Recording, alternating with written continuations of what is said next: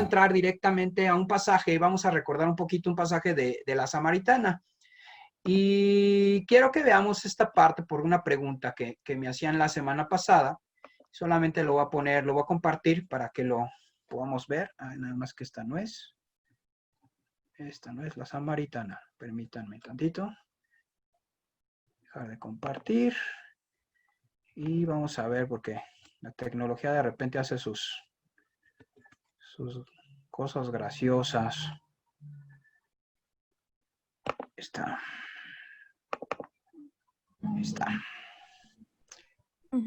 Esto, la Samaritana, y ahorita se los comparto.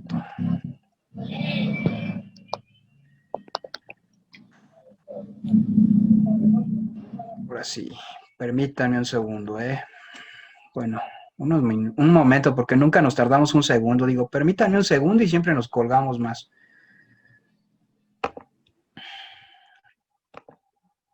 Ahí está.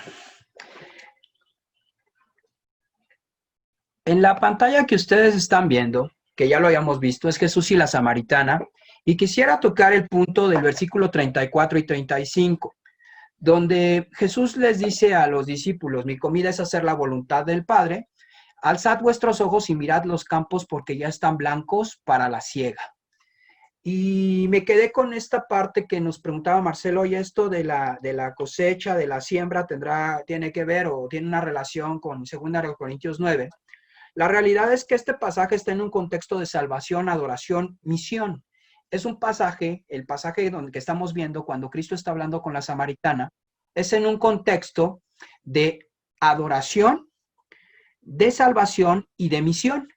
Es decir, lo que tenía que ver mucho aquí es la situación de salvar al mundo. Incluso está implicado dentro de la adoración, algunas cosas que nos mencionaba Felipe, dentro de la adoración, pero Felipe lo mencionaba desde el punto de vista de la adoración como música, y Elías nos ayudó en cuanto a la adoración en nuestro estilo de vida o en nuestra vida normal, ¿no? La semana anterior.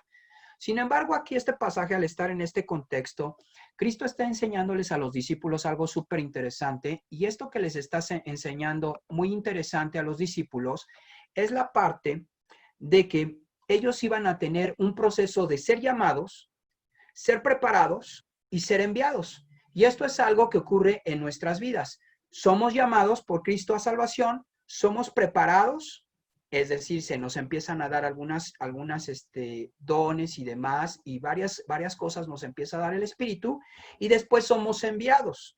¿Enviados a qué? A ser discípulos, a establecer el reino y a hacer lo que Dios quiere que hagamos como nuestro propósito y nuestro destino, ¿vale? Entonces, va viendo este pasaje, cuando él les dice alcen, y es un imperativo, él ocupa un término y les dice alcen sus ojos y miren, él les está diciendo, quiero que levanten la mirada y que volteen a ver, vean lo que hay alrededor de ustedes y observen algo. Los campos están blancos. Cuando un campo estaba blanco, estaba listo para ser segado, ¿ok? Para ser cosechado. Entonces, en este momento que Cristo les dice, necesito que levanten los ojos y necesito que empiecen a ver qué está pasando, porque no vamos a esperar 4 meses. Hay dos posiciones o dos posturas dentro cuando menciona los 4 meses. Una postura dice que esos 4 meses es porque estamos hablando que Cristo está hablando de diciembre y en abril es cuando se da la cosecha. Es decir, estábamos en invierno, pero se iba a dar una situación en abril de la cosecha. Otra de las posiciones es que son 4 meses según en ese momento cómo se cultivaba y cómo se cosechaba, que era el tiempo suficiente en que una cosecha maduraba de la mejor manera, de la mejor manera, y era el momento de cegarla, ¿no? La parte interesante de este pasaje, y por qué no tiene relación en este sentido con la siembra y la cosecha económica o financiera, es porque aquí dice, el trabajo ya está hecho. Es decir, lo que está diciendo aquí es, históricamente, el trabajo ya se había hecho en los profetas y en todo lo que se había preparado durante los años anteriores. Es increíble ver cómo lo que Cristo está diciendo, aunque ustedes no lo vean, aunque ustedes no lo puedan ver, y no solamente porque no hubiera un medio de comunicación donde todo el mundo lo supiera, el mundo y todo lo que estaba implicando la salvación, todo el plan de salvación, había avanzado de tal manera desde Caín, desde Adán y Eva, pasando por Abraham, pasando por Moisés, pasando por los reyes, por los profetas, había habido todo un sesgo de acciones que aunque tú no las conocieras o aunque tú no hubieras participado en ellas, implicaban un plan de salvación que iba a culminar con la cruz y con la resurrección. Culminar me refiero a que en ese momento íbamos a poder entrar en un proceso de salvación y de justificación para seguir en este proceso de desarrollo hasta la eternidad y alcanzar el poder estar juntamente con Cristo, ¿no? Y reinando. Pero esta situación no quiere decir, ahorita que dije reinando, no quiere decir que no estemos reinando en este momento. Podemos estar reinando, sin embargo, me estoy refiriendo ya el tiempo en el que ya estemos juntamente con Cristo y esto haya sido completamente renovado. Luego entonces, o restaurado. Luego entonces, lo que este pasaje nos está diciendo es, quiero que te des cuenta de la gracia que hay en medio de esto. Tú no hiciste nada para cosechar. Es decir, tú no sembraste. Lo que Cristo les está diciendo es, te voy a dar un ejemplo de lo que es gracia. Gracia es recibir algo que a ti no te costó hacerlo. Eso es gracia. La salvación es gracia. A mí no me costó ser salvo. A quien le costó fue a Cristo. Si tú puedes entender esto, entonces entiendes que la gente está preparada para escuchar y venir a Cristo, no por lo que hagas, que no quiere decir esto o no implica esto que no hagas y no acciones, sino que lo que quiere decir es que por gracia la gente va a ser salva y por gracia tú vas a cosechar lo que otros sembraron. Y esto te lo está diciendo en el contexto de salvación y de misión. Esto fue algo que me hizo mucho sentido y que me hizo un boom porque dice, vas a sembrar lo que no cosechaste. Y eso es quizás lo que te quiero decir. A veces nosotros sembramos lo que no cosechamos. Y estoy hablando, y esas acciones son gracia. No sé si te ha pasado que en algún momento tú haces cosas que son completamente negativas, cosas que no están caminando en Dios, que tú sabes que no eran correctas y aún así recibes o tienes un resultado positivo, ¿no? A veces puede ser como, por ejemplo, en el punto de vista económico, donde Dios no te deja, ¿no? Y dices, no puede ser, no he ofrendado, que eso no está bien, ¿no? No he ofrendado, no he dado a los pobres, no he hecho nada por nadie, todo es para mí. Y sin embargo, Dios sigue sosteniéndome por gracia y por otra cosa que se llama misericordia. U otro concepto teológico que se llama misericordia. Entonces, pero aquí básicamente no va en ese sentido de lo que vemos en Corintios, no me voy a meter más en Corintios, sin embargo, lo que sí es importante destacar en este pasaje es que Cristo dice, necesitas ver que en la gracia yo ya estoy preparando gente que sea salva y en la gracia te estoy diciendo a ti que tú te vas a mover y que tú te puedes mover. Luego entonces, ¿qué tiene que ver esto contigo y cómo este pasaje se puede identificar contigo?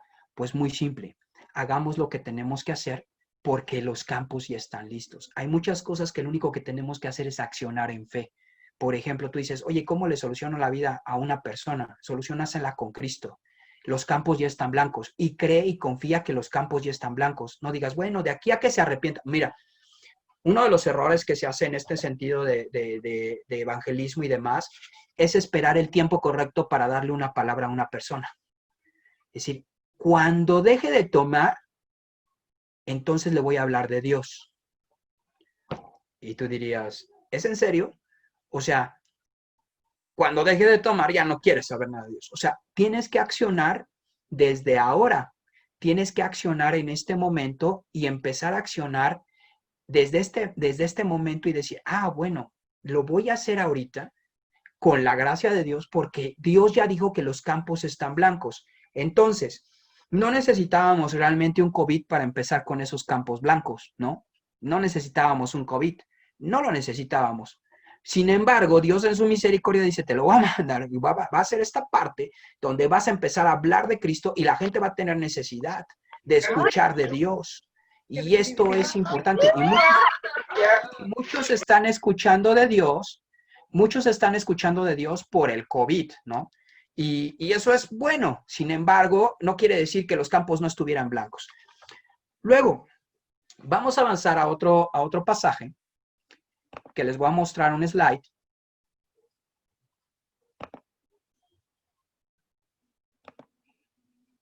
Y este pasaje Ay, déjenme poner aquí. Ay, no quiero. Denme un segundo. Tun, tun, tun.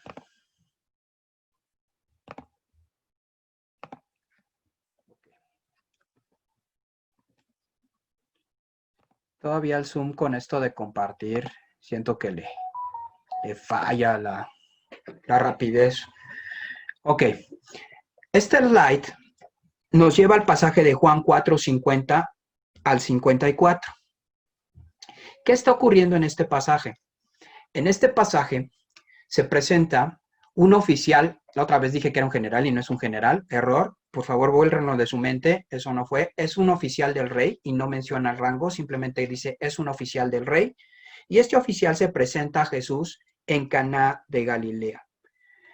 Y el evangelio menciona Caná de Galilea, pudo haber omitido el evangelio Caná de Galilea, sin embargo no lo omite. El evangelio no omite Caná de Galilea y escribe Juan en Caná de Galilea donde el agua se convirtió en vino, donde fueron las bodas. Cuando tú encuentras algo así en la Biblia, debes de hacerte una pregunta. ¿Por qué la Biblia habla nuevamente o menciona nuevamente ese evento? Debe de haber algo interesante o algo importante que quiera hacerme notar Dios, porque vuelve a mencionar el agua en vino. Si ustedes recuerdan ese pasaje del agua en vino, ustedes van a recordar prácticamente que cuando se hizo esa entrada del agua o cuando se convirtió el agua en vino fue un cambio de naturaleza. Y lo que hablaba ahí Cristo después cuando habló con Nicodemo es, voy a cambiarlos de naturaleza porque de otra manera no pueden entrar en el reino de Dios.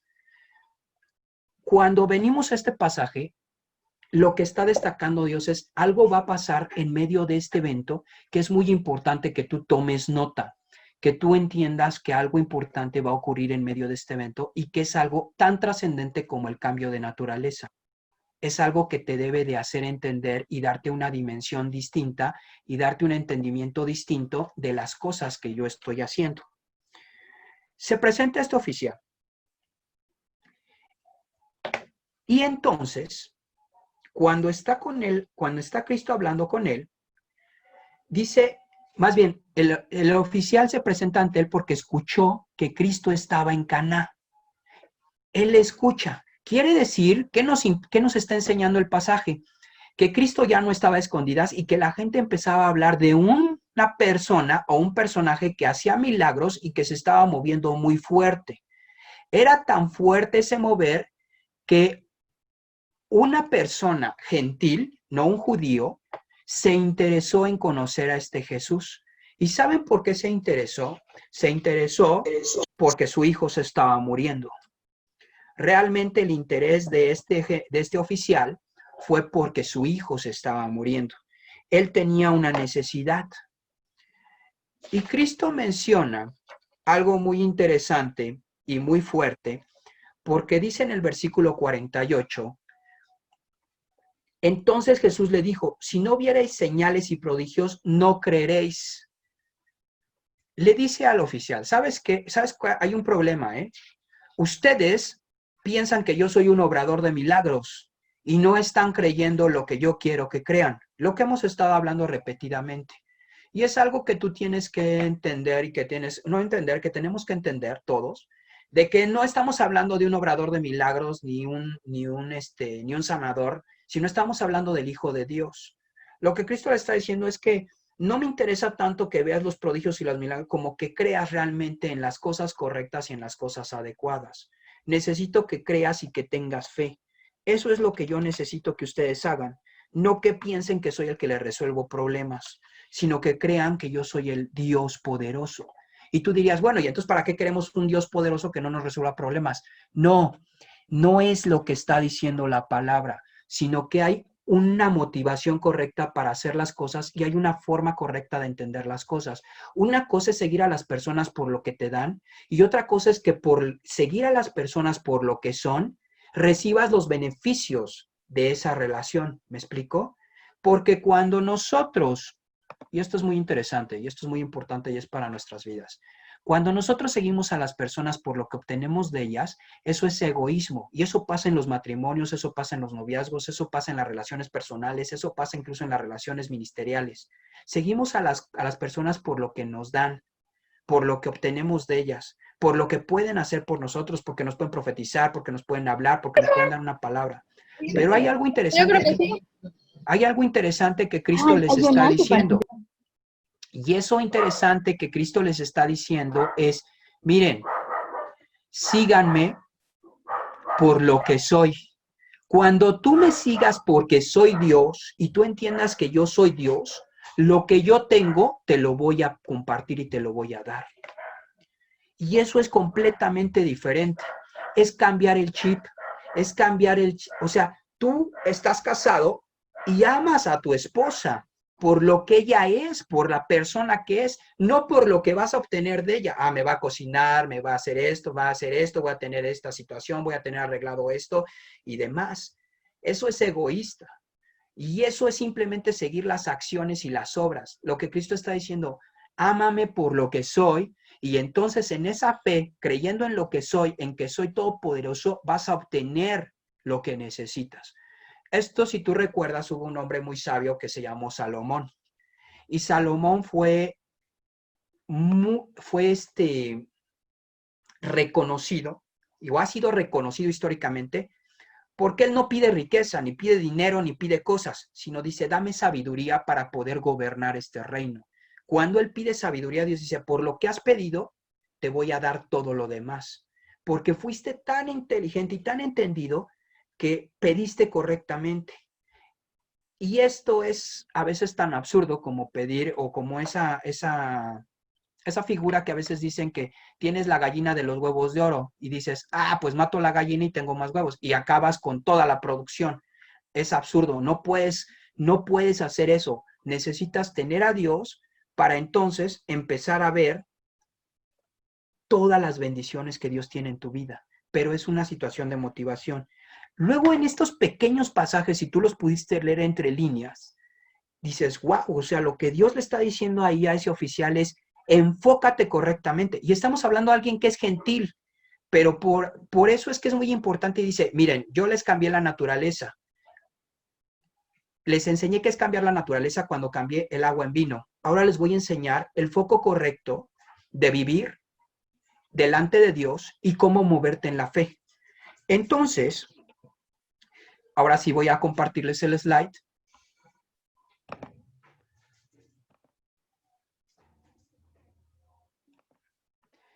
Jesús le dijo, ve, tu hijo vive. Y el hombre creyó la palabra que Jesús le dijo y se fue. Cuando él le dice, ve, tu hijo vive, él está haciendo una declaración, está dando por hecho algo y le dice, ok, estoy viendo tu corazón, ve, tu hijo ya está vivo. No está utilizando ahí un subjuntivo de posibilidad. El subjuntivo es un tiempo que te habla de una probabilidad de que pase. Lo que Cristo le está diciendo, tu hijo ya está vivo, tu hijo vive. Tu hijo está vivo, por lo tanto, necesitas ir y comprobar lo que te estoy diciendo. ¿Cómo fue que él comprobó? ¿Cómo fue que él comprobó lo que le estaba diciendo? Dice, creyó la palabra que Jesús le dijo y se fue. Lo acepta, lo toma y se va. Si él no lo hubiera creído, él hubiera quedado dicho, no, a ver, no, es que sí necesito que vayas conmigo. Es que sí necesito que vayas conmigo. O sea, yo no veo nada, ¿no? Sin embargo, él le dijo algo, tú accionaste desde la fe del Hijo de Dios y pasó esto. Lo que nos está enseñando aquí es que tengamos fe en su palabra. Tenemos que tener fe en la palabra de Dios, fe en lo que Él dice. Si nosotros centramos nuestra fe no en lo que nosotros concebimos, sino en lo que Él ya dijo, en lo que es su palabra, en lo que Dios ha dicho a tu vida, en lo que Dios te ha hablado directamente en su voz, en lo que la Escritura te está diciendo, entonces puedes irte y creerlo. Hemos escuchado innumerables testimonios de la gente que simplemente cree que Dios es bueno, que Dios sana, que Dios restaura y la gente es sana. Y esto es así, tenemos que creer en la palabra. Oye, y si no pasa, creamos que Dios va a actuar de una u otra manera.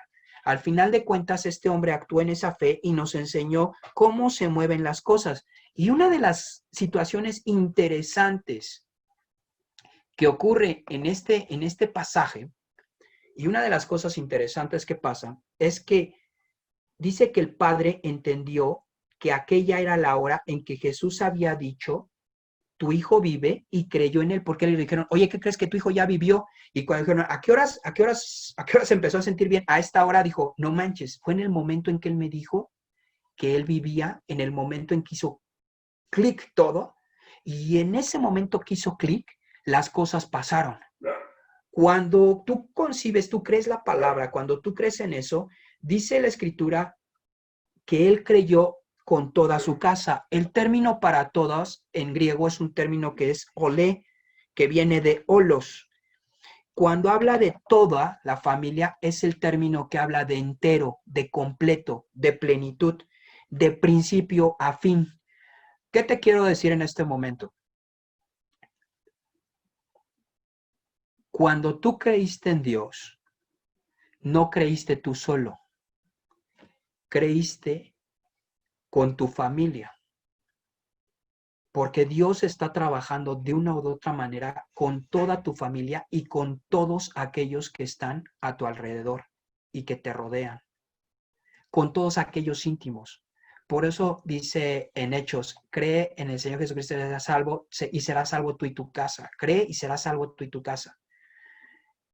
Y creyó y fue salva a su casa. En este momento es una de las primeras ocasiones en que ocurre algo y que Dios te manifiesta algo. Por eso esta segunda señal en Canaán de Galilea es tan importante. Te está diciendo, camina en fe, en la palabra, y la otra, cree que cuando camines en fe, las cosas van a cambiar a tu alrededor y en tu familia. Yo lo pude ver, yo fui testigo, aquí está mi mamá, aquí está mi sobrino, aquí está mi hermana. O sea, y hay mucha familia que ha creído en Cristo. Hay amigos que eran prácticamente como mis hermanos que han venido a Cristo. ¿Qué creí? Creí en esta palabra. Creí que el concebir a Cristo como el Salvador y el entender la palabra y el ver los milagros en la palabra y el ver a Dios como lo que es, afectaba no solamente mi vida, sino afectaba a mi familia. Entonces, tú quieres ser afectado o quieres afectar a tu familia, métete más con Dios y cree más en su palabra. Eso es como un imán, ¿me explico? Cuando tú estás más metido con Dios, cuando tú estás más inmerso con Dios, te vuelves un imán. Tú eres el imán que lleva a la gente hacia Cristo, hacia Dios. Y eso es sumamente importante que tú lo tengas ahí anotado y lo tengas bien registrado y lo estés contemplando. Porque eso te va a dar a ti un entendimiento de que Dios no está interesado solamente en ti, está interesado en tu casa.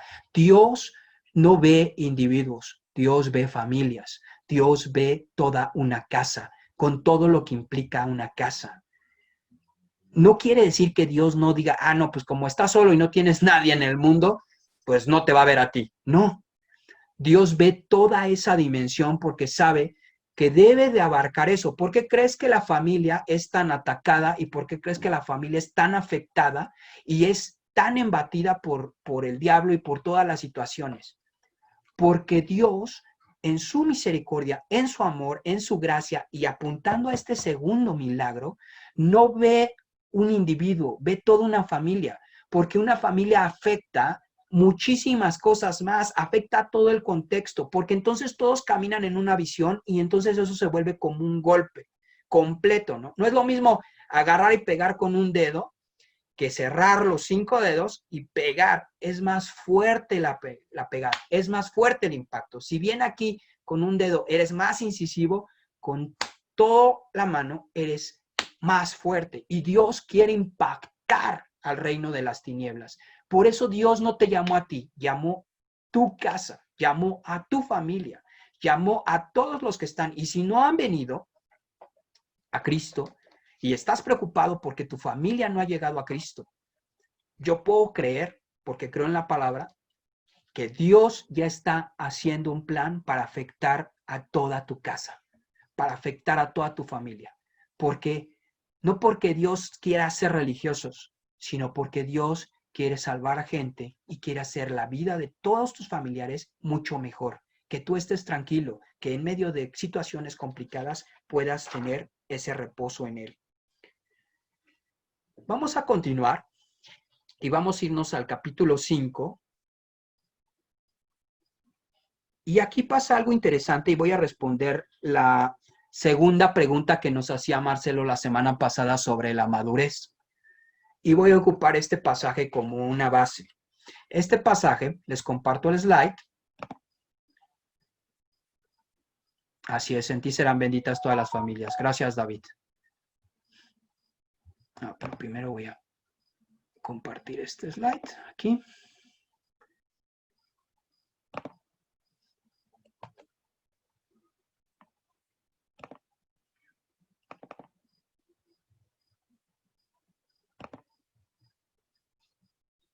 Permítanme, por favor, que no se mueve esto.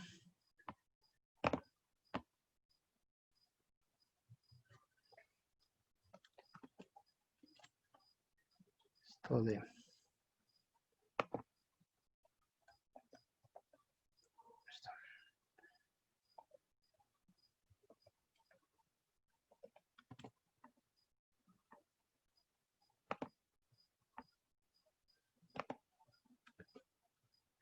Dame un segundo, estoy compartiendo el slide.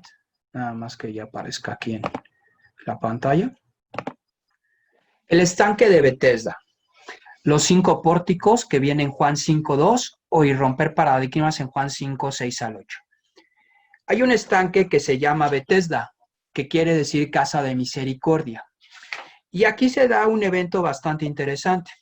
Dice la escritura que había 5 pórticos o 5 columnas, ¿no? Este estanque tenía 5 pórticos, era un estanque donde en algún momento venía un ángel, movía el agua y los que estaban ahí cerca, el que entraba primero era sanado de lo que tuviera. Entonces ya se imaginarán cómo estaba ahí, ¿no? Y quiénes estaban ahí. Y obviamente, pues venía el ángel, no sabías cuándo venía, movía el agua, salía, si era un milagro. Por eso se llamaba casa de misericordia. Entonces, este estanque, había un hombre que ya tenía ahí bastantes años esperando pues poder entrar, pero no había quien le ayudara a entrar, entonces seguía esperando que alguien, pues que algo pasara, ¿no? Era un hombre que tenía 38 años esperando. Y esta persona estaba esperando pues que algo se moviera. Antes de seguir, quiero mencionar algo que a veces se menciona sobre los 5, el número 5 que viene ahí de 5 pórticos y que se ha tomado en un sentido, pues a veces alegórico y a veces sí se ha hecho como un estilo más profundo teológicamente, donde lo que se dice de estos 5 pórticos es que representa el ministerio quíntuple. ¿Qué es esto del ministerio quíntuple? ¿Qué es eso del ministerio quíntuple? El ministerio quíntuple es lo que se menciona en Efesios 4:11, que habla sobre los 5 ministerios que van a ayudar a la gente a prepararse y a estar en el lugar correcto para ejercer la obra del ministerio o para ejercer el ministerio. Y estos son apóstoles, profetas, evangelistas, pastores y maestros. Ese es el ministerio quíntuple. Son 5 funciones que pone Dios en la iglesia para ayudar a la gente a que pueda hacer lo que tenga que hacer. Por eso algunos asemejan que aquí, en esta casa de misericordia, lo que está mostrando esos cinco que menciona Efesios 4:11 y 12, esos 5 pórticos representaban la misericordia de Dios para con la iglesia, para prepararlos para que puedan vivir adecuadamente. Cuando hablamos en Efesios 4:11, que yo te pediría que ahí anotes la cita y digas Efesios 4:11, leerlo detenidamente, porque no me quisiera detener muchísimo tiempo ahí. Ocupa una palabra que se llama perfeccionar. Perfeccionar a veces se ha utilizado como la palabra madurez, pero aquí la palabra que se ocupa es perfeccionar desde el término catartismos. Catartismos es un término médico. Y catartismos lo que quiere decir es cuando, por ejemplo, tú te dislocas un hombro te hacen un catartismo. Alguien llega, un médico, y llega y dice, órale, vas para adentro, ¿no? Y te lo acomoda. Entonces la función del hombro vuelve a agarrar. Es como acomodar un hueso o una parte de tu cuerpo que no está embonando. Lo que hace un pastor, un maestro, un evangelista, un profeta, es con la gracia de Dios, con los dones de Dios, con la sabiduría de Dios, ayudar a la gente a estar en su propósito y hacer las cosas de la mejor manera para que funcionen adecuadamente. Esa es su función. No que los idolatremos, que eso es diferente a honrarlos, ni que tampoco seamos así como, wow, ahí viene el superministro y así, y yo nunca voy a ser como él. No, la neta es que no, o sea, la verdad es que no, no es esa la función, sino que entendamos que su función, la honra que se merecen porque Dios los ocupa, es esa situación de ayudar al cuerpo a que esté haciendo lo correcto para que se cumpla el extendimiento del reino. Porque si nos dijéramos, bueno, vamos a esperar a que los 100,000 evangelistas que hay en el mundo lleguen a toda la tierra, eso no va a pasar. Los evangelistas preparan a todos los millones de cristianos que hay en la tierra para que vayan y hablen del evangelio ahí donde el evangelista no va a ir, ahí en tu empresa, en tu escuela y en donde tú estás, que ahí no va a meterse el evangelista, pero tú estás ahí. Entonces, esa es la obra que se hace. ¿Por qué me estoy metiendo en esto? Porque mencionaba esos 5 pórticos de misericordia, que si está bien o no está bien el proceso de tener esa parte de quizás un poco alegórico y unir los 5 pórticos de Bethesda con con el ministerio quíntuple, yo te diría, queda en tu libre albedrío, estudia ese pasaje, queda en tu entendimiento. La realidad es que quede ahí, no va a pasar absolutamente nada porque no es un pasaje esencial ni es una doctrina esencial. Lo único que sí quiero destacar es, y aproveché en este momento para poder destacar lo fabuloso que es que Dios haya dado estas funciones a la iglesia para poder llevar a crecimiento a la misma iglesia. Voy a regresar al pasaje. Ahí cuando está hablando de perfeccionamiento o está hablando ahí de ese pasaje donde está el ángel y mueve, hay algo muy, muy, muy interesante. La parte interesante es que Cristo le dice, ¿quieres ser sano? Y si tú lees el pasaje, el capítulo 5, él no dice sí. El que lleva 38 años en necesidad no dice sí, sí quiero, sino argumenta por qué no va a ser sano. Y le dice, ay, ¿sabes qué? No se puede, porque no hay nadie que me meta en ese estanque cuando viene el ángel, y entonces como nadie me mete, yo no puedo ser sano. Reflexiona un poquito.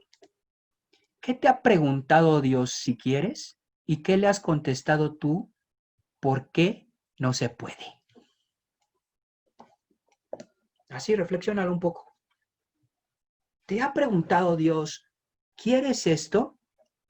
Y tú internamente, yo sí he respondido, ¿eh? Soy un hombre que es muy analítico y que mi trabajo me deja ver muchas cosas en cuanto a por qué las cosas sí pasan y por qué no pasan, y proyecciones, y la verdad le he regado gacho en ese sentido, o feo, ¿no? Le he regado muy feo en ese sentido. Porque Dios me ha preguntado, ¿quieres esto? Y yo le pregunto, yo le respondo, o sea, sí quisiera, pero te voy a explicar por qué no va a pasar. Y este pasaje es muy contundente porque te dice, yo no te pregunté por qué no iba a pasar. Mi pregunta fue muy simple, ¿quieres ser sano? Lo increíble en este pasaje es que cuando esta persona le responde todo este argumento y le dice, no, pues es que no puede pasar por esto, Cristo le dice, levántate y anda. ¿Por qué hace ese rompimiento Cristo? ¿Por qué no dice, bueno, como no quisiste, como al otro que le dijo, cree y tu hijo será sano, y creyó y su hijo sanó? ¿Por qué en este momento como a que hasta violenta su voluntad y le dice, pues aunque no quieras, te voy a sanar? ¿Sabes por qué? Porque en este momento está rompiendo paradigmas en nuestra mente. Primero, era sábado, no se podía sanar a nadie en sábado, porque las leyes religiosas no lo permitían. Segundo, él, con base en el protocolo, no podía ser sano porque no lo iba a meter nadie y no había bajado el ángel. ¿Qué te deja ver? que Dios es soberano para hacer lo que quiera. El punto es si tú escuchas lo que Dios quiere hacer contigo. Dios es soberano para hacer lo que quiera, pero tú estás escuchando lo que Dios quiere hacer contigo o estás escuchando lo que Dios no puede hacer contigo porque no ha cumplido el protocolo. Va en contra a veces de nuestro raciocinio y yo estoy a favor del raciocinio, pero hay ocasiones en que Dios dice, quita tantito esto y pon la fe en lugar de esto y actúa en ese sentido. Yo sé que a veces Dios va a entrar así, va a accionar así, pero hay ocasiones en que está esperando que diga, sí, está bien, no, las condiciones no están dadas, pero tú lo puedes hacer. Este pasaje te habla de esa situación. Y antes de irme hacia el siguiente pasaje, quiero responderte algo sobre la madurez. ¿Qué es madurez? Y porque aquí en este pasaje, cuando hablé sobre los 5 pórticos, habla de perfección. Otra palabra clave de perfección es teleios, que es ser completo, ser perfecto, no tener mancha, no tener nada. Y otra palabra que habla de perfección en la Biblia es exartizo, que quiere decir equipado, que quiere decir apto, llevar a cabo. Bueno, para que no te pierdan estos rollos de estas palabras. ¿A qué voy? ¿Qué es madurez? Veámoslo como Cristo lo ve o como Cristo lo vio en las parábolas. ¿Cuándo sabes que un árbol es maduro? ¿Cuándo sabes que un árbol de manzanas es maduro? Cuando da fruto. Un árbol que no es maduro no da fruto. Una higuera que es madura da fruto. Una higuera que es madura pero no da fruto es esa que Cristo le dice, ya quítate. Por eso se enojó con la higuera. ¿A qué me refiero? Tú eres perfecto en Dios porque Cristo te hizo perfecto en Dios. Sin embargo, estás madurando y estás teniendo carácter. Conforme tú te acerques a Dios, tu carácter va fortaleciendo. El carácter es esa parte que está dentro de ti que muestra quién eres en cualquier situación, que muestra cómo te mueves y cómo te desempeñas en cualquier situación. Conforme tú estás amarrado a Cristo, porque estás en Él y porque dice de su plenitud tomamos todos y en Él estamos perfectos y en Él estamos en esa manera. Sin embargo, nuestro carácter está creciendo. Es como el sí, pero todavía hay que avanzar más. Porque algunos han pensado que vienen a Cristo y ya son maduros, porque ya escucharon la doctrina madura y eso no es cierto. La doctrina se escucha, se baja, se entiende y se acciona. Si tú no bajas, escuchas, accionas, y no accionas en esa doctrina, no porque la hayas escuchado eres más maduro, sino cuando la bajas, la entiendes, la accionas, entonces eres maduro, porque entendiste la doctrina de gente madura. Porque a veces he visto que yo ya me sé la doctrina de la carne, la doctrina madura, y eso ya, yo ya soy maduro. Y lo volteas a ver y hace cosas completamente inmaduras. No da fruto en su casa, no da fruto en su trabajo, no da fruto con sus amigos, no da fruto en la escuela, no da fruto en la iglesia, no da fruto de nada, ¿no? Y da problemas en esto, y da problemas en esto, y da problemas en esto, y da problemas, y todo el mundo lo quiere aconsejar. Y tú, pero yo ya estoy pleno en Cristo. Y ya, no, y te dice, es que yo ya estoy perfecto, pleno y completo. Y estoy entrando en un punto muy álgido, mis amados hermanos, compañeros, amigos, pero es muy importante que lo sepamos porque si no tomamos en cuenta esto, por eso a veces, como dice Rosy, la fe sin obras es muerta, es una manifestación de la fe, el obrar, el hacer cosas. Por eso Santiago es una epístola que muestra eso. Gracias, Rosy. Santiago, aunque al Lutero, Martín Lutero la quería quitar al principio de la Biblia, la quería quitar de la Biblia más bien, o de los libros canónicos, de repente se dio cuenta y dijo, sí es cierto, o sea, alguien que no es maduro no da fruto. O sea, tú me puedes decir que te sabes toda la doctrina, tú me puedes decir que te sabes todo. Por eso a veces a nadie le gusta estudiar teología o estudiar profundamente porque dice, no, pues nada más puros cabezones y nada que accionan. No, Más bien no has entendido qué es entender la doctrina profunda, qué es entender la palabra profundamente. Cuando entiendes que la palabra como Esdras se toma, se agarra, se amarra y dices, tengo que vivirla y tengo que dar fruto con esta palabra, entonces la doctrina deja de ser ese dogma religioso y eso que a veces muchos dicen, no, no, no, nada de palabra, puro espíritu. No, no puedes separar la palabra del espíritu, es absurdo. Creces en la palabra con la dirección del espíritu y las dos se complementan y entonces la palabra no contradice al espíritu ni el espíritu la palabra, sino las dos toman fuerza y es un boom. Esa es la parte interesante de esto. Esto es lo que yo veía en cuanto a madurez. Decía, le preguntaba al Espíritu Santo y estaba estudiando, escudriñando, decía, Dios, ¿qué es maduro? Porque muchos hablan de madurez, es estar haciendo cosas, leer, escribir, portarme bien, ¿qué es eso? Y simplemente la palabra te dice algo, da fruto. No estás dando fruto, no eres maduro. Das fruto en tu casa y tú dirías, bueno, es que no he llevado a nadie. ¿Das fruto en tu casa? O sea, como papá, como hijo, como esposo, como mamá. ¿Das fruto en la escuela? ¿O todas las materias las debes? No se puede separar. Algunos han dicho, no, es que doy fruto en la iglesia, pero acá afuera no, porque esto es del mundo. No, no separes, nosotros somos íntegros. No, Dios no dice, te veo acá en la iglesia, pero acá te la paso porque eso es del mundo, eso es del diablo. No, esa es una filosofía aristotélica de Platón y es una filosofía griega. Dios no ve en pedazos. Dios agarra y dice, a ver, yo te veo uno y te veo en tu trabajo, te veo en tu escuela, te veo en la iglesia y aunque brincas bien chido en la iglesia, veo que no pones atención en la escuela y no honras a tus padres porque están desgastándose pagándote una colegiatura y tú sacas 6 teniendo la capacidad de sacar 10 o 9 u 8. Eso es ser inmaduro. No estás haciendo lo que tienes que hacer con lo que Dios te está dando. Entonces, quería centrarme en ese punto de la madurez de los pórticos, de esa perfección. Quería cerrar ese punto que habíamos tocado la semana pasada, pero también quería puntualizar algo. Creemos que Dios hace las cosas y a veces no tenemos que explicarle por qué las tiene que hacer o por qué no deben de pasar. Entonces, esa fue la segunda señal que enseñó en el pórtico de Bethesda. Les voy a mostrar otro slide y el slide tiene que ver con el capítulo 5, igual, el versículo 6 al 8.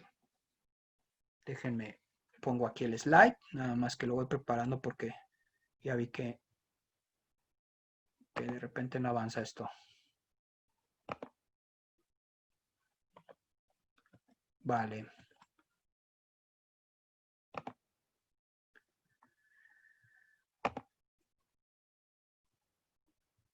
Compartir. Perdón, este es otro versículo. Creo que este no es. No, perdón, es el versículo 19. Versículo 5, 19. Después de que sana a esta persona, todos se ponen como locos y dicen, oye, sanaste en sábado.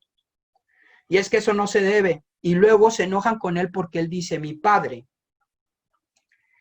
Cuando Cristo dice mi padre, y nosotros se nos hace fácil decir papá, papito, papá, padre, padre nuestro que estás en los cielos, en ese momento histórico era una herejía decirle padre a Dios para un judío. Tú no podías ponerte en la posición de hijo porque te ponías en una posición como si fueras Dios. Y eso era prácticamente una herejía y eso encendía el ánimo de los fariseos. En este versículo 19 Jesús dice, respondió entonces Jesús y les dijo, de cierto os digo. ¿Se acuerdan que esto lo vimos en alguna de nuestras clases? Amén, amén, os digo. Ciertísimamente es, no puede el Hijo hacer nada por sí mismo, sino lo que ve hacer el Padre, porque todo lo que el Padre hace, también lo hace el Hijo igualmente. 1. Jesús está rompiendo con la línea judía de no poderle llamar Padre a Dios. Y otra, está estableciendo una dependencia en Cristo. Y esta dependencia es muy importante que la tengamos aquí presente. Por eso este slide dice propósito enfocado en la voluntad del Padre. Dice, necesitas creer algo y hacer algo. Que Dios te va a hablar, que Dios te va a decir qué tienes que hacer, porque es tu papá. Porque la relación o la separación, mi amado hermano, mi amigo, amiga, la separación que existía entre Dios Señor se rompe en Cristo y Él empieza a romper y dice, quiero que haya una comunión de papá e hijo.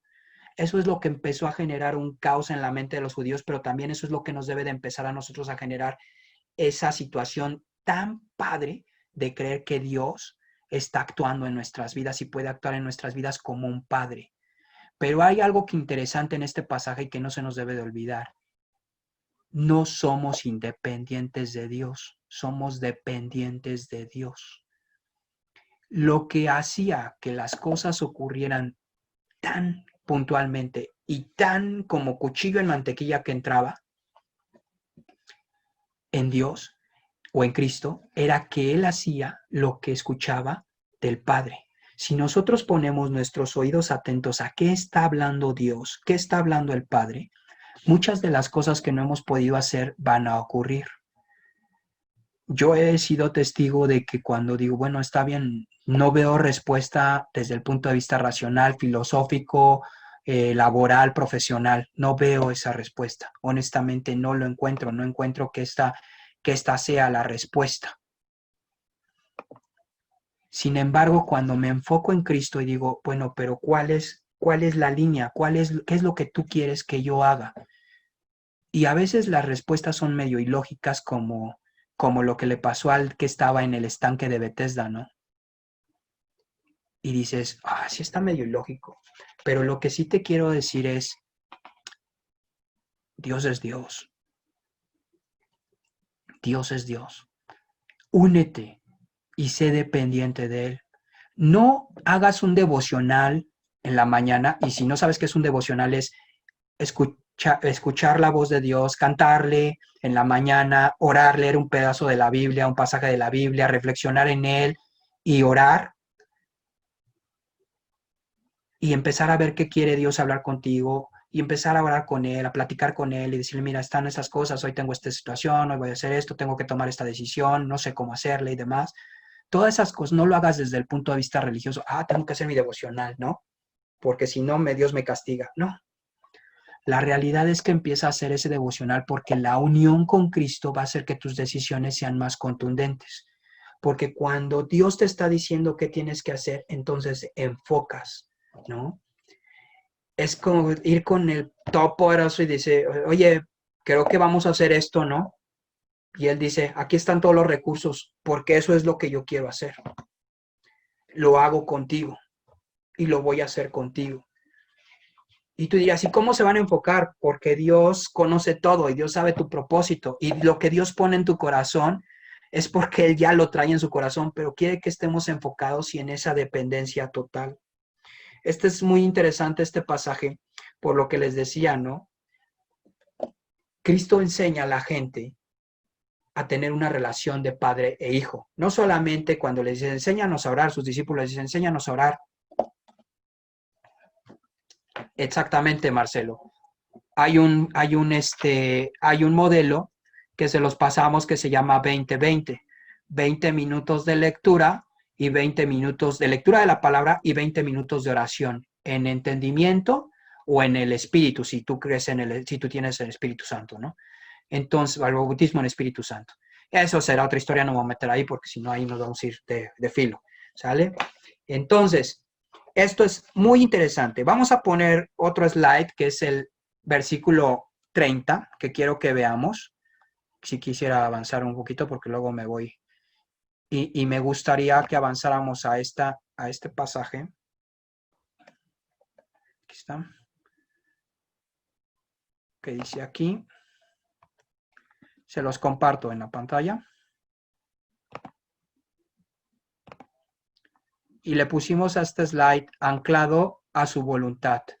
Y tiene mucho que ver con lo que ahorita vimos.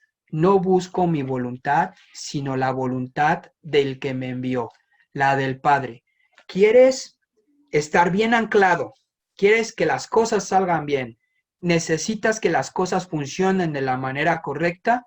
Ánclate en los principios eternos, en los principios de vida, que la mente de Dios se vuelva tu mente. Es una promesa que Dios nos hizo y ustedes tienen la mente de Cristo.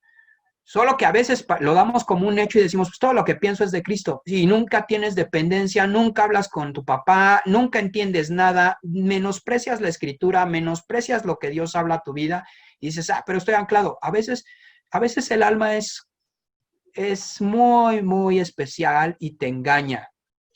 Nosotros somos espíritu, alma y cuerpo. A lo mejor tú eres dicótomo y dices, no, yo no creo que seamos espíritu, alma y cuerpo, nada más somos espíritu y cuerpo. Ok, no me voy a poner a pelear en esos temas, no me voy a poner a discutir en esos temas. Lo que sí te puedo decir es que si somos espíritu, alma y cuerpo, hay una cosa interesante. El espíritu es de Dios y el alma es algo donde está tu razón, donde está tu voluntad y donde están tus emociones. Y muchos cristianos confunden las emociones con el espíritu. Y muchos cristianos confunden la razón con el espíritu o con la voluntad de Dios. ¿Cómo puedes hacer que tu voluntad no esté sesgada entre el alma, entre lo emocional o entre lo racional? Muy sencillo. Comunión, dependencia, oración, palabra. Metido ahí. Porque eso va a hacer que tú disciernas si lo que estás escuchando es del espíritu o es de tu alma. Es un anhelo, es una emoción. Es que Dios me está diciendo que me case con él. Oye, te acaba de pegar hace 3 días y ni siquiera son casados. Cada que pasan al lado de una chava o de una chica, él se pierde viéndola. ¿Es en serio que Dios te dice? ¿No es tu emoción, no es tu necesidad de tener una persona a tu lado? O sea, en cosas como estas son donde Dios habla. Es donde tú te anclas a la voluntad de Dios y donde dice, no, ahora a lo mejor Dios no te dice, no, nunca te cases, no quiero que te cases. No, sí te va a decir, pero Él te puede decir, no es la persona, no es la persona que necesitas. Por eso es que es muy importante anclarnos en la voluntad de Dios y no en nuestra alma ni en nuestras emociones, no en nuestras emociones, perdón, ni en nuestro entendimiento, ni aún en lo que queremos hacer o nuestra voluntad. A veces ni siquiera, simplemente vamos así como que al bulto, ¿no? A ver qué pasa. Entonces, esto es muy interesante, es muy importante, es todo un tema, el poder discernir y diferir y discernir entre el alma, entre las cosas del espíritu. Y a veces, cuando solamente te mueves en el Espíritu Santo, eres más susceptible de perderte y no tener anclada la palabra, y entonces te vas de filo y piensas que todo lo que sientes, porque como el Espíritu está en ti y todo lo que piensas, entonces viene de Dios, te vas de filo y dices, ¿y por qué me equivoqué? ¿Y por qué no salen las cosas? Pues porque no estás filtrando con la palabra, porque no estás teniendo dependencia, porque no estás escuchando la voz de Dios, ¿no? Hay varias maneras de escuchar la voz de Dios y una de ellas es por la palabra, otra es por la oración, otra es tangiblemente, otra es por una autoridad espiritual, otra es por medio de la voz audible de Dios, otra por una profecía. Vamos, hay diferentes maneras, pero las normales y las usuales, las que normalmente todo el mundo ocupa, o cómo escucha la voz de Dios, es por la oración y por la palabra de Dios. Entonces, ánclate en esa voluntad. Y quiero terminar con este slide, que es el versículo 39, se los comparto.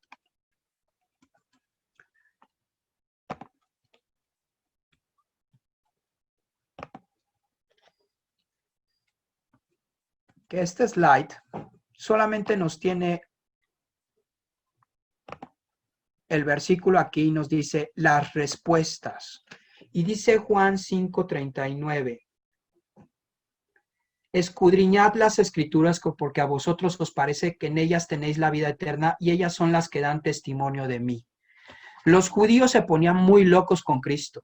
Los judíos se ponían sumamente intensos con Cristo y decían, ¿y tú por qué dices eso? ¿Y por qué rompes el sábado? ¿Y por qué dices que tú eres hijo de Dios? ¿Y por qué tú dices que eres Dios? Y Cristo en su sabiduría y en su entendimiento les dice, miren, si ustedes leyeran la Biblia y estudiaran la palabra, sabrían que yo soy el Hijo de Dios, porque toda la palabra habla de mí desde el principio hasta el fin. Entonces, no me entienden y no entienden quién es Dios porque no leen, porque no escudriñan y porque no estudian con un corazón abierto y entendido. De otra manera no lo pueden entender. Entonces, no van a entenderlo porque sus corazones están cerrados y porque están en una necedad. Entonces, una de las cosas sumamente interesantes aquí es escudriñar la palabra, ¿sabes? Segunda Timoteo capítulo 3, 16 y 17 dice: toda la escritura es inspirada por Dios y útil para enseñar, reprender, corregir, instruir en justicia, lo que Él es decir, en justicia, y no justicia como ley, ¿me explico? No en justicia como ley, sino en justicia como un entendimiento de quién es Cristo, pero en ese entendimiento de quién es Cristo y de lo que Cristo hizo por nosotros, caminar en Él, caminar en Él. Lo mejor que puedes hacer, mi amigo, amiga, es escudriñar la palabra y entender los principios divinos. Por eso me di a la tarea con mi familia de iniciar esto. Por eso ahora te invité a ti, porque no hay nada más bello que escudriñar la palabra y ver cuáles son esas respuestas a tantas preguntas que a veces nos hacemos. A lo mejor ahorita no te respondo una de las preguntas o no te responde la Biblia exactamente esa pregunta que tienes, no yo, sino el Espíritu. No te la responde, pero créeme que conforme tú vayas escudriñando y vayas viendo, te vas a dar cuenta que en un momento vas a decir, ya entendí, ya entendí. Contentamiento era la palabra. Me siento tan mal y ando persiguiendo cosas y me siento agotado porque no tengo contentamiento. Me estoy desgastando porque no tengo contentamiento. Estoy desgastado porque soy afanoso, porque creo más en lo que me rodea que en lo que Dios está haciendo en mi vida. Ya entendí por qué no me va bien. No honro a la gente, no honro a mis autoridades, no honro a mis padres. Ya entendí por qué no me está yendo bien, porque me como todo lo que no me debo de comer en las ofrendas o en los días. No honro a la gente, no bendigo a nadie. Ya entendí por qué me va mal con mi esposa, porque no la amo como Cristo amó a la iglesia. La amo como Fernando Pérez ama. ¿Y cómo ama Fernando Pérez? Ahí está el punto, ¿no? ¿Cómo amó Cristo a la iglesia? Se entregó con un amor agape. ¿Por qué no va bien mi matrimonio? Por este salvaje que tengo. No, porque tú estás esperando que el matrimonio fue para que tú fueras feliz, no para hacer feliz a la otra persona. Pero eso lo encuentras en la Biblia. Entonces, estos eran los pasajes que quería platicar el día de hoy con ustedes. Terminar Juan 5. Yo espero que hayan leído Juan 4 y 5. Sería muy interesante que leyéramos 6, 7, 8 en nuestra siguiente reunión que tengamos para que podamos ir un poco más rápido. No me puedo estar deteniendo en todos los versículos, si no, no vamos a acabar. La realidad es que no vamos a acabar y hay mucho, mucho que extraer, pero quería sacar estos principios. Entonces, bueno, hasta aquí hablo yo. No sé si tengan alguna pregunta, alguna acotación, algún comentario. Los escucho. Me levantan la mano o quitan el micrófono, ¿vale? Adelante, David, por favor. Sí, sí, profe. Fíjate que, ¿sí me escuchas? Sí, sí, te escuchamos. Bueno, fíjate que yo quisiera primero nada más hacer algunos comentarios porque es muy, muy padre en la parte del tema de la familia porque sabemos que todas las bendiciones vienen en Cristo, vienen a través de Cristo, o sea, no recibimos una bendición de otra manera, todo es a través de Cristo. Pero la primera promesa sobre Cristo ya de una manera hacia un individuo aquí en la tierra, que fue con Abraham, lo vemos ahí en Génesis, y está muy padre porque dice, bendeciré, está en Génesis 12, cuando Dios lo dice, Génesis 12, y para ser puntuales, en el versículo 3 dice, bendeciré a los que te bendijeren, a los que te maldijeren, maldiceré, y en ti serán benditas todas las familias, no dice todos los individuos. Eso la verdad habla con respecto al tema de lo que decías de la familia, ¿no? De cómo al final él creyó, pero quien se salvó fue toda su casa, ¿no? Eso es una anotación que a veces se nos olvida incluir a nuestra familia, ¿no? A nuestra esposa, a nuestros hijos, bueno, a mis hijas, en mi caso a mis hijas, y eso es muy, muy padrísimo. Y por último, nada más comentar que una aseveración que me ha gustado mucho y que he adoptado y que es una realidad y es así, dice esto. No encuentro aún respuesta alguna que no pueda ser respondida, pues no hay un cuestionamiento que no pueda ser respondido a la luz de las Escrituras.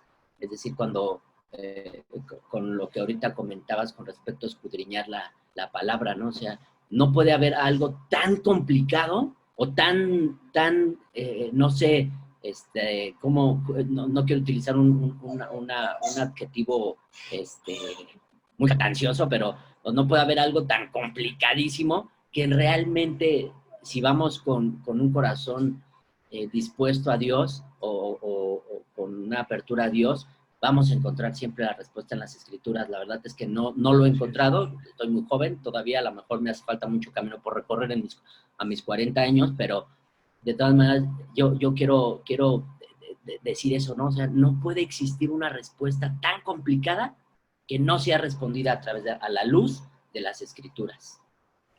Así es. Hasta Genial. ahí Muchas gracias, David. Pues dos puntos interesantes, ¿no? La familia y efectivamente, ¿no? Toda la respuesta, todo tiene una respuesta, ¿no? ¿Alguien más, amados amigos? Ya saben, abren su micrófono o levantan la mano o abran su micrófono y hablan, es más fácil, creo.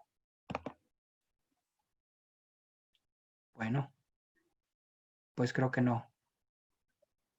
Todo está dicho. Hoy quedó todo claro, Fer. ¿Mandé? Hoy quedó todo muy claro. Todo claro. Sí, respondí, Marcelo. Sí, cómo no. Sí, genial, genial.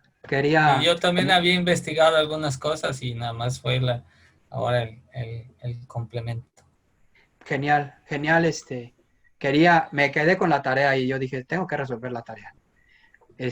Bueno, pues si nadie más tiene algo más que comentar, algo que pudiera aportar. Una preguntita, prof. Elías. ¿Sí me escucha? Elías. Prof, a mí me gustó mucho la parte donde habla acerca de la pregunta que Jesús le hace al paralítico, ¿no? Sí. En muchas ocasiones he visto tanta gente cuando sí Dios le dice, ¿qué quieres que te haga? Y ellos ponen los pretextos. Y ahí me surge una duda, prof, porque en una parte de la palabra, en el Antiguo Testamento, vemos que Dios le está hablando, no me acuerdo si a Abraham o a Moisés, no me acuerdo, pero él dice que él hace al paralítico, al mudo, y él hace también ese tipo de cosas, obviamente con un propósito. Y hay mucha gente que a veces lo agarra así y aunque les dices, o sea, ¿qué es lo que quieres que Dios te haga? Si quieres sanar o quieres, con esta situación, a veces les cuesta trabajo el tema de los hijos. En mi iglesia, 2 personas no han podido tener hijos y hemos hablado, hemos orado, pero ahí en ese aspecto, pues yo tengo la duda. Y yo mismo lo he hablado y les he dicho a ellos, o sea, es al final la fe. Sabemos que los planes de Dios, su plan, su propósito es perfecto, su voluntad es agradable para con nosotros. Y en esta parte donde no se dan ciertas cosas,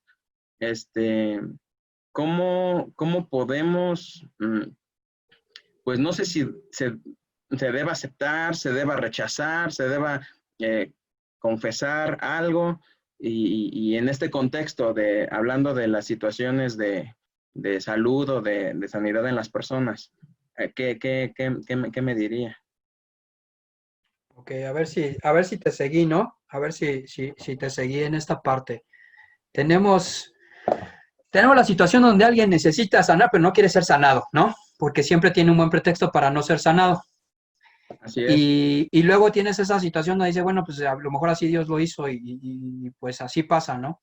Bueno, primer punto, Dios cuando dice que Él lo genera, dice para que la gloria de Dios se manifieste, ¿no? Esta enfermedad no es para muerte, sino para que la gloria de Dios se manifieste.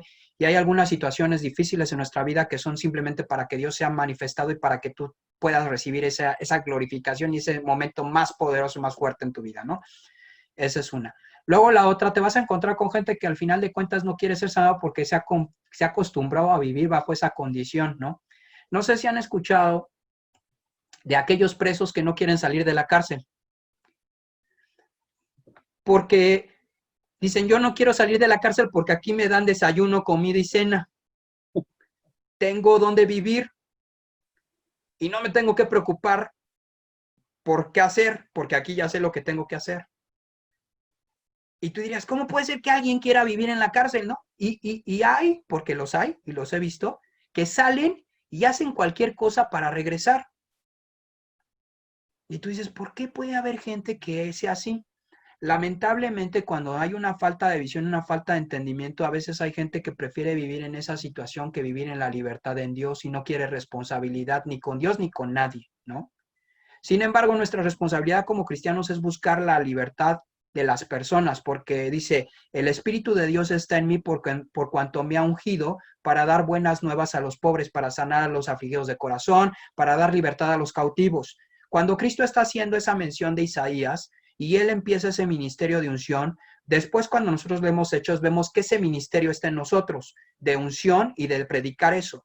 Nuestra responsabilidad es buscar la salvación, la sanidad, la libertad de las personas. Dios quiere, y no debemos de quitarnos de nuestra mente que Dios quiere sanar a la gente y quiere restaurar sus vidas.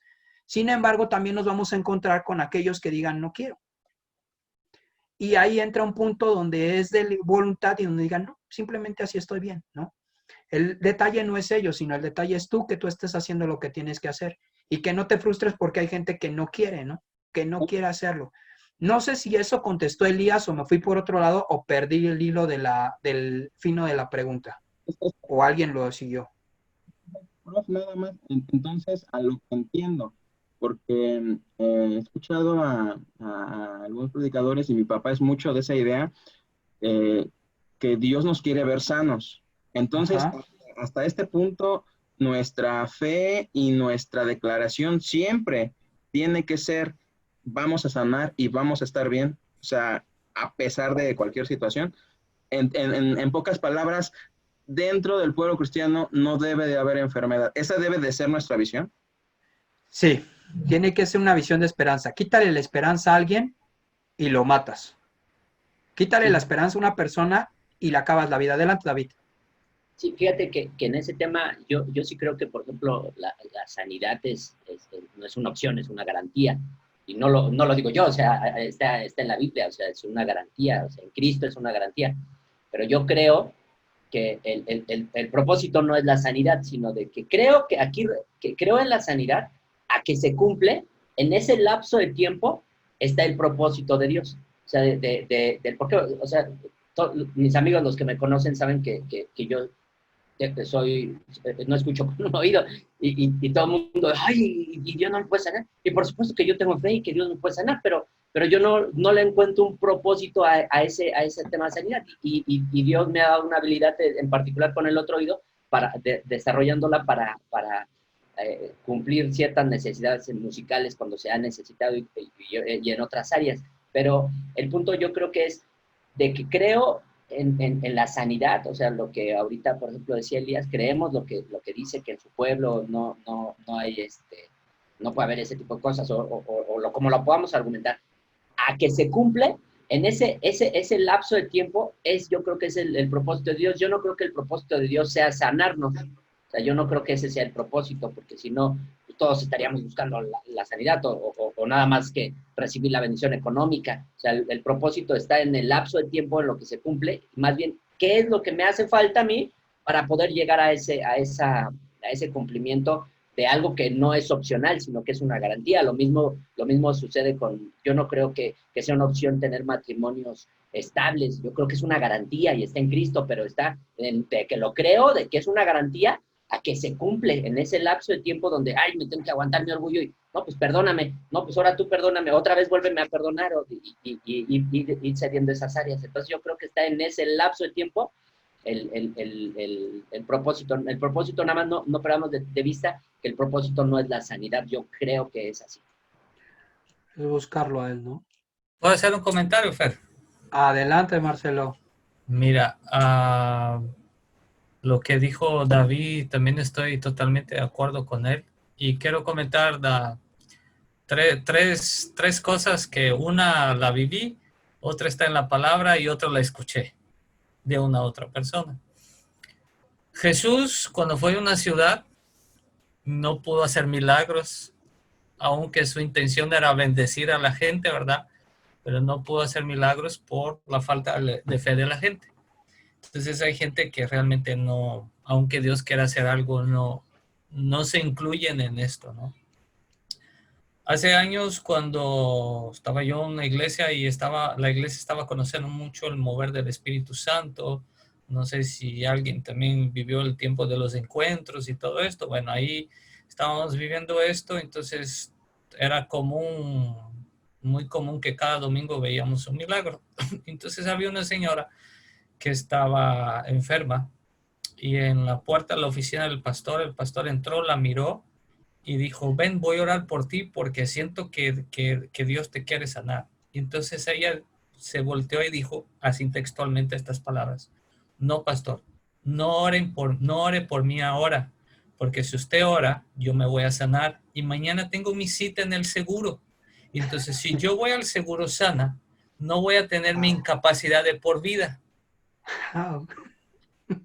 O sea, no me contaron, yo vi, o sea, yo estaba, yo lo escuché, o sea, esto ¿Cómo no. así? Entonces, yo le quedé mirando, ¿verdad? Pero la cosa es que pasó 2 semanas, esta señora falleció. Así Wow. o sea, no que ella perdió su salvación, ¿sí me explico? Yo Sí, creo ¿no? firmemente que estaba con el Señor, Claro. pero yo creo que Dios la quería sanar en este momento para darle propósito aún más en su vida, o como tú siempre nos has compartido todas las clases, ¿verdad? Todos los dones es para dar propósito a la gente y para acercar a la gente a Jesús. Y hace poco, como, bueno, nosotros somos parte de CCI y estamos ahí en el grupo de los pastores, y ahora desafortunadamente muchos pastores también se han contagiado con el COVID. Y una persona subió ahí en el grupo que un pariente estaba muy mal y pidiendo oración y todo. Y esta persona dijo que tuvo una visión que esta persona fallece, pero que Dios en este momento lo resucita. Entonces, esta persona escribiendo dice así, que vino el doctor y dijo que la persona falleció. Entonces ella dijo que no sacó el dedo del renglón de la visión que ella tuvo, que Dios que iba a resucitar a su hermano y que Dios iba a resucitar a su hermano, y pasa el fin del día, le entregan el certificado de óbito y toda la cosa, y ella escribe, yo no voy a perder mi fe por esto, Dios me dijo esto y si no cumplió, hay algo. Y entonces dice que pasa todo este proceso de pues, el panteón y todo este rollo. Ella se mete con Dios y le pregunta a Dios, dice, Dios, ¿qué ha pasado con lo que me has dicho? ¿No? Ella dijo, mi voluntad era resucitar a tu hermano, dice, pero él vio mi gloria y él mismo prefirió quedar aquí conmigo. Ok. Y entonces Bien. son cosas que a veces bueno, el pueblo de Dios tiene que estar sano. Es una verdad presente, ¿verdad? Que por las llagas de Jesús fuimos sanados, pero de algo también nos vamos a tener que morir, Sí, efectivamente. ¿no? Efectivamente. Entonces nada más quería compartir esto, una de la historia de la palabra, una que viví y una que lo escuché, ¿no? Que está Oye, pues, relacionada con lo que comentó Elías. muchas gracias, Marcelo, muchas gracias, muchas gracias. No, pues ya, Elías, creo que ya está ahí, ya todo contestado. Sí, sí, creo que sí, ¿no? Esa era mi duda, prof. Gracias, Marcelo. Gracias, David. Un abrazo y o Sí, sea, sí, ya no me voy a... Bueno, o sea, yo de hecho, yo me considero una persona que siempre he tenido fe y después soy el único, después en los WhatsApp del grupo de la iglesia nos digo, Dios lo va a sanar y Dios va a ser así, pero llegan este tipo de cositas y sí me lo pregunto y sí es bueno reafirmar. Gracias. no, está bien, pues para eso es esto, pues es una clase al final del día, ¿no? De aquí tenemos que sacar nuestras dudas y si no, investigar y buscar en Dios. Así es. Y gracias a ti, Fer, por permitir como moderador y maestro de que todos podamos compartir algo, ¿verdad? Sí, Y no, dar nuestra perspectiva. Claro, eso es interesante, ¿no? Pues que podamos edificarnos juntamente y vale, pues esa es nuestra función. Pues bueno, pues si no hay nada más, damos por concluida nuestra clase. Perfecto. Nos Un vemos. saludo a todos, que Dios los bendiga. Pues un saludo, bendiciones a todos, un placer estar con ustedes y tengan un cierre de semana genial y espectacular. Gracias, Fer. Nos vemos. Bendiciones. Bendiciones, Gracias. Buenas noches. Adiós todos. buenas Hasta noches, luego, muchas gracias. nos vemos. Bye, Felipe, ahora no compartiste, bye. Bendiciones, Araceli. Nos vemos. Bendiciones, Horacio, también, que te fuiste. Todos los Perdón por demás que llegar llegaron. tarde. ¿Puedes repetir la Y clase? no te preocupes, Rosy, ya estás aquí, ya te vimos. Muchas gracias, Fer.